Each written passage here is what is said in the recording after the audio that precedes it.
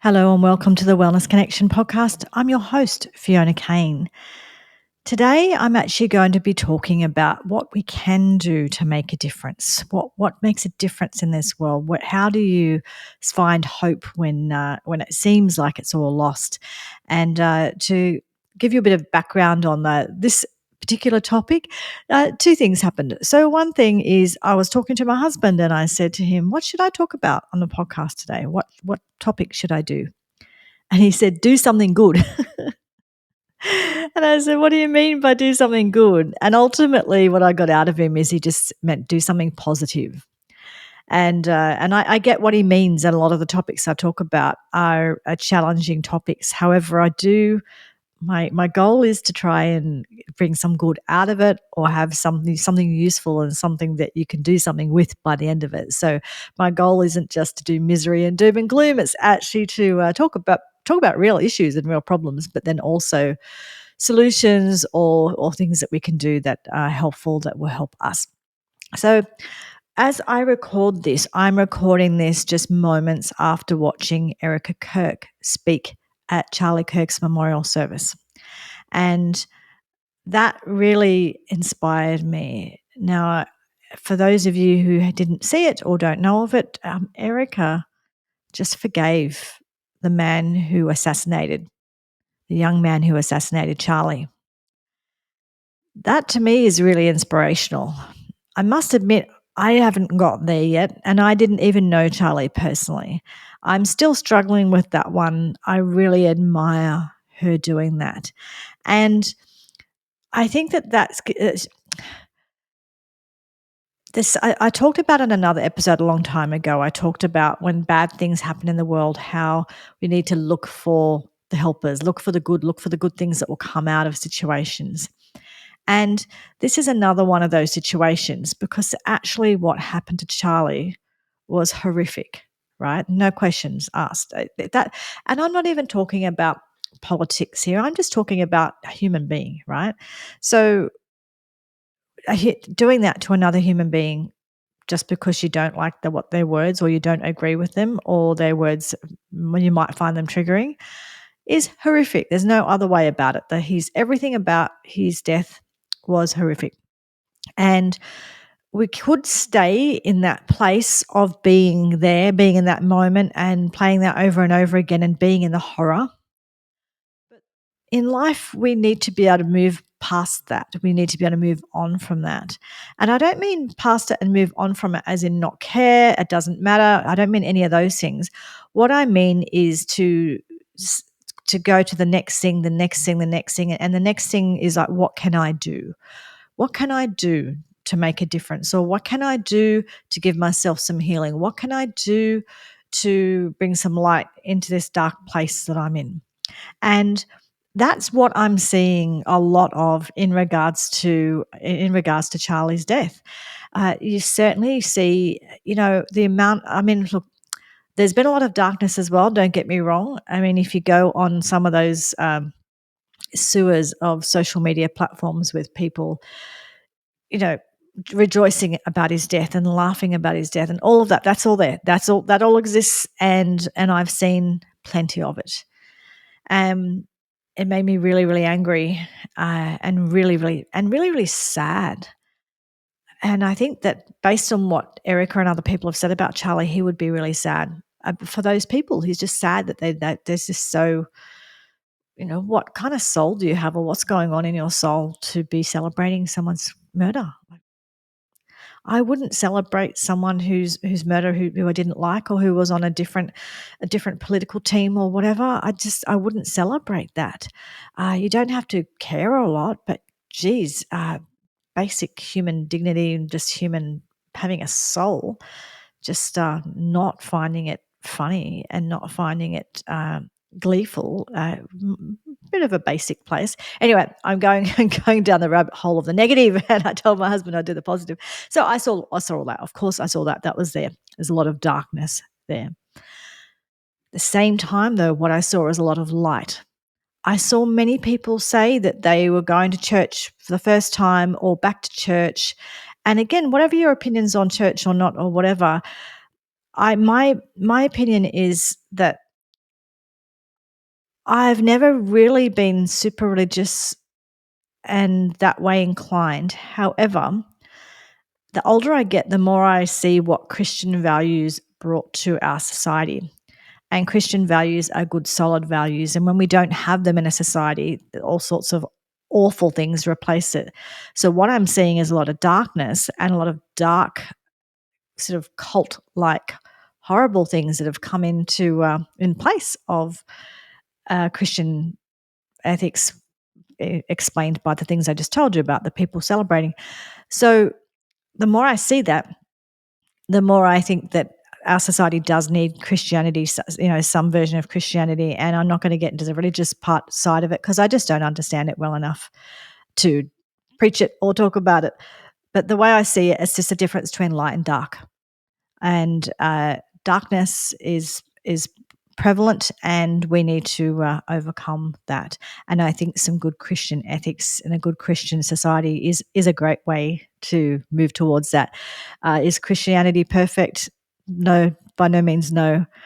But I just, like I said, when I weighed it up and when I've seen the different societies and the different ways society behaves in my lifetime, a society with good Christian values is a good society overall, and it's probably the best of a bad bunch of options, but I think it's a good option. So what I'm seeing is I'm seeing people say they're going back to church, and they're young men saying, I'm wearing a suit now, or I'm going to go, and I now understand the value of getting married and having children, all the things. Essentially what I'm seeing is he's brought a lot of people to the light, to some sort of light in their life, and to people who want to move forward, people who want to make a difference, people who want to take their own life seriously. And I think that is wonderful. So I think that his legacy is what we will see. It's like, well, like when I was talking about, moving on from the moment and from the horror, it's like moving on to what will be built out of this, what will come out of this. And sometimes when we're in the horror of a moment, it is really, really hard to see what that could be. And it's really hard to believe in light when you only feel and see darkness. And it's really hard to see, like, that something good can come out of something bad. And it can, and I think it will. You're seeing it happen already. So, so many people are going to be speaking up now because they encouraged by Charlie and by Erika and by the people who love them.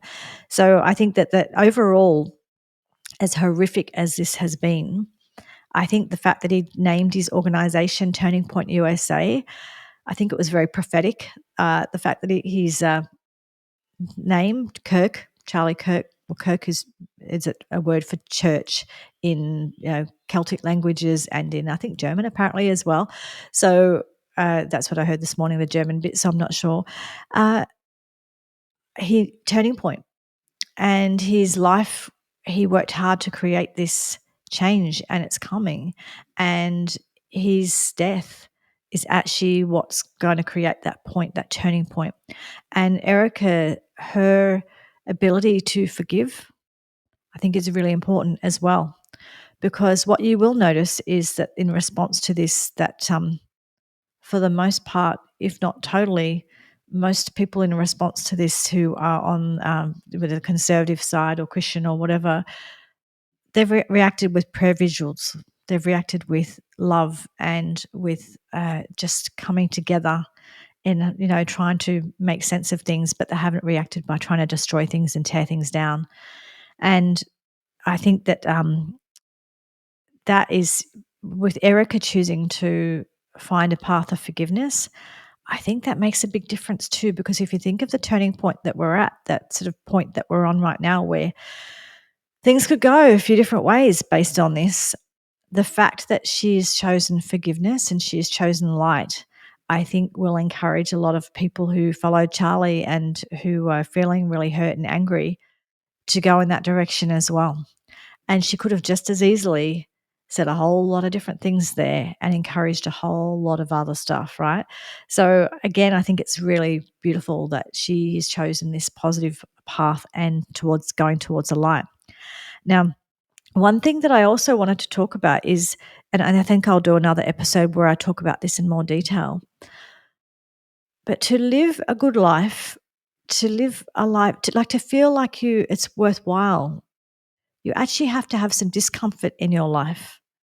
You actually, to build something worthwhile, there needs to be a level of discomfort. We need to have resistance in our life for things to get better. And what I mean by that is, if you think about even just physically, right? We've heard of resistance training, gravity, that sort of thing, right? We need, essentially, to build muscle and to build bone, we need resistance, right? So we need to actually work them hard. We need to, carry heavy things, that sort of thing. Well, it's the same emotionally. And I've talked on and on. I've been talking about capacity building a lot here, building capacity emotionally and spiritually, and managing your mental health, that kind of thing. And a lot of that comes from resistance, and it's a resistance of going out and giving it a go, showing up, going for a job, asking someone out for a date, showing up, being prepared to have your heart broken, being prepared to hear a no. But you just keep going, and which is exactly what Charlie did. He sort of started all of Turning Point when he was 18, and everyone probably thought he was a joke. And who is this kid? And look what he did. We need to understand that we need resistance in our life to achieve things in life.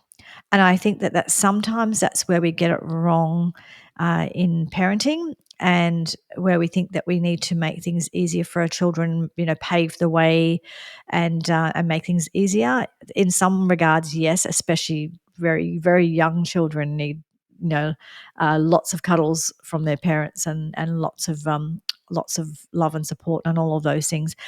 As we get older, though, we do need to have more and more resistance. And resistance is just like letting people learn how to have discomfort, like I've talked about before. Safe spaces in universities, we don't need safe spaces. We actually need dangerous spaces. And I don't mean dangerous as in the one that we've just seen. I mean dangerous ideas. I mean a place where we can talk, a place where we can feel triggered about something that someone said, but we can handle it. You can cope with that. If someone says something that you dislike and you feel triggered, well, it says a lot about you, doesn't it? And so, and sometimes it might mean that, they've said something really horrific and really awful, and you feel triggered, and there's some information for you that that's not a good person to be around, or you don't want to go down that path. Absolutely. That's how I felt this week, watching all the people's reactions. At the same time, sometimes you feel triggered because someone's told the truth. And the truth is often the thing that triggers you the most. So when you hear something that's really, really truthful, that often is activating you the most. So when you do get activated by something that someone said, when you do feel triggered, examine that in yourself. What does that mean? It might be data about the safety of being around that person, but it also might be data that's telling you a truth. It might be data that's telling you to re-examine maybe how you think of something and what you believe about something. But that is actually really, really good for us to learn how to sit in that and learn how to reflect. And you reflect on things you've heard and things you're hearing, and then you decide for yourself. But if we're like triggered, bad, evil, we don't learn anything, right? So we need to actually learn how to be in that uncomfortable feeling. And therefore, we need resistance in our lives, right? And you see this happen. I heard Matthew McConaughey was talking about this in an interview the other day that I saw on the Diary of a CEO podcast. Is that what it's called? Diary of a CEO? I think that's what it is. Stephen Bartlett, I think is his name. And he was talking about this. It was a really good interview. And he said, and you see it so often, right? When you have a certain level of success, or when you have a certain level of ease in life, what can happen is you've got no resistance. So you've got no reason for being. So you're not doing anything worthwhile. You can't motivate yourself. So sometimes we need to create those things in our lives. So if you're in a situation, even if you don't, you're not Matthew McConaughey and rich and, powerful and all those things, even just in your everyday life, if you're in a situation where, I don't know, you're living with your parents and you don't really have much resistance, you don't really have much responsibility, and you don't have to worry about paying bills too much and those kinds of things, well, create something that gives you resistance. Go and get a job, whatever that job is. Learn how how to manage yourself in a space with other people. Learn what it's like to work hard, or go and volunteer somewhere, or go and join a debating team, or go and join a sporting team, but go and do something and get involved in the world. And, that is where you will learn, that's where you'll get resistance, right? That's where you'll get pushback. And that's where you will actually learn how to be a better person. And that's where you grow. So, like I was talking about with growing muscle from resistance training, we grow our mind and ourselves from resistance, from going out and being in the world and learning that, you don't always get your way. Sometimes you fail. Sometimes people hate you. Sometimes people love you. Sometimes people lie to you. Sometimes your dreams are shattered. Sometimes you win. You get your dream, right? All of these things are true, and it really, really hurts to be heartbroken, and it's really, really beautiful to be in love, and all of that. That's a full life. That's what life is about. So we need to actually go out in the world, and we need resistance training. So besides the physical resistance training that is really important, and I've talked about that in other episodes, we need resistance spiritually, mentally. And you do that, you get that toughness by being prepared to go out and talk to people, and by being prepared to meet people, and just doing something that makes you uncomfortable. I don't mean uncomfortable, stupid, uncomfortable, like, go and take a bunch of drugs and drive a car. I don't mean that. I mean uncomfortable as in hearing something that you're not prepared to hear, or seeing something from a different way of looking at things. I'm just encouraging you to be prepared to feel triggered by something that you might not understand or don't agree with. If you normally watch or listen to podcasts that are on one side of politics, I encourage you to listen to something on the other side. And I do it. I do it. I regularly do it. And sometimes I feel triggered while I'm listening to it. Oh, these people are idiots, and but I do it because I want to know what they're thinking. And I do it because I don't ever want to be so closed that I'm only in an echo chamber, and I only ever hear, yes, you're right. Yes, you're right. Yes, it's all, I don't want to just hear that. Of course, it's comfortable to hear that, and it's nice to hear that, but there's no resistance involved in that. There's no growth involved in that. So growth is involved when you're prepared to hear the other side. Now, if you're in this situation, whether it be this Charlie Kirk situation or whatever it is, and there's someone who's on the other side to you, it could be me, or it could be whoever it is, reach out to that person. Have conversations with people. I want to have conversations with people about this, because I've seen people on Facebook saying, how could you care about Charlie's death because he was all insert evil, blah, blah, blah, all the things that are said about him that are simply not true. But so how could you, whatever? And they're the conversations we need to have. Not fighting about it, saying, well, you're this and you're that and you're an idiot and whatever, but conversations where you actually say, okay, let's have you know, a true good faith conversation and talk about why I support Charlie Kirk or why I don't, or whatever the situation is.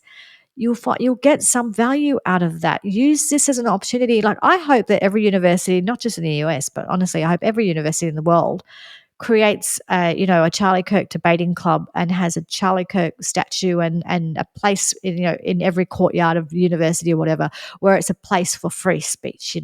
If we got that, that would be amazing. Again, whether or not you loved him or hated him, but we need to have free speech. The cure to bad speech is more speech, not shutting down speech. So we need to learn how to be uncomfortable. We need to have resistance in our lives, and we need to learn how to have conversations. And we need to also learn to look around and look for the good, because sometimes we get so caught up, and me included, don't worry about that. We get so caught up in only seeing a bad thing. And of course, in the moment we see that. Of course, that's natural. But we get so caught up in only seeing what's wrong, only seeing what's bad, only seeing the dark, whatever it is. We need to actually actively look for the light, whatever that looks like. We need to actively look for, whether it's that beautiful person or that kind person or those kind words or that whatever it is, we need to actively go and look for light when we're in dark, and not only focus on the dark, because many of us only focus on the dark, and that just pulls you down and it keeps you there. So if you want to stay in a place of misery, stay in that place where you just over and over and over again are in that place and can't move on. And on that note, like, I'm not that's a whole other thing. But I'm not saying that people don't have like PTSD or that things don't happen where that's a problem. But if that is a real problem, obviously go and get help so you can move past that. Because I know myself, for me, I certainly experienced that after my mother passed away. I had a lot of, for a long time, a lot of the negative things, all the really challenging things were really prominent in my mind, and I had trouble moving on from it. So no judgment about inability to do that, but just try and get help to do that if you need help to do that, because you will win from doing that. I promise you. It's only a good thing to learn how to move past it and just see the light and see beauty and see love and see kindness and look for the helpers, look for the good things out of situations, and that's what will help you bring you to the other side, even if ever so slowly. That's what will help bring you to the other side.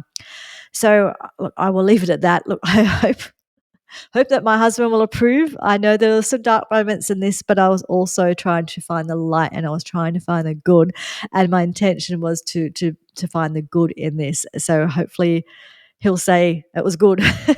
We will see. Probably not. That's another story. Look. Please like, subscribe, share, or write a review or write a reply and tell me what you're thinking, what your thoughts are on this.